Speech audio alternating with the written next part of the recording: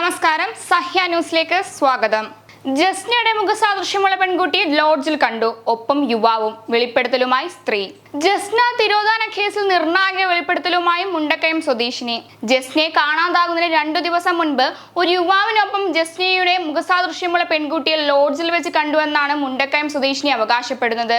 Pink നിറത്തിലുള്ള വസ്ത്രം ധരിച്ച് പെൺകുട്ടി എറണാകുളത്ത് ഒരു പരീക്ഷ എഴുതുന്നതിനായി പോകാനെത്തിയതാണെന്നാണ് പറഞ്ഞതെന്നും ഇവർ പറഞ്ഞു. ക്രൈംബ്രാഞ്ച് അന്വേഷണത്തിൽ ഇത് സംബന്ധിച്ച വിവരങ്ങൾ തേടിയിരുന്നു. എന്നാൽ വിവരങ്ങൾ പുറത്തു പറയരുതെന്ന് ലോഡ്ജ് ഉടമ ഭീഷണിപ്പെടുത്തി. രജിസ്റ്ററിൽ രേഖപ്പെടുത്താതെയാണ് ജസ്നയ്ക്ക് മുറി നൽകിയത്. 102 ആയിരുന്നു മുറിയുടെ നമ്പർ.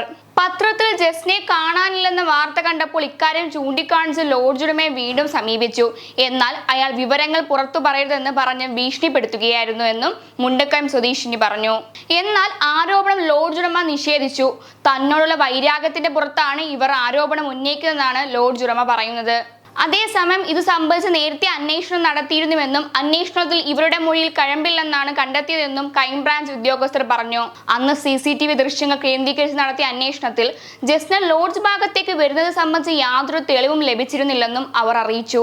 അന്വേഷണ സമയത്ത് മുണ്ടക്കയം നഗരത്തിലെ CCTV ദൃശ്യങ്ങളെല്ലാം കേന്ദ്രീകരിച്ച് അന്വേഷണം നടത്തിയിരുന്നുവെന്നും ഉദ്യോഗസ്ഥർ പറഞ്ഞു.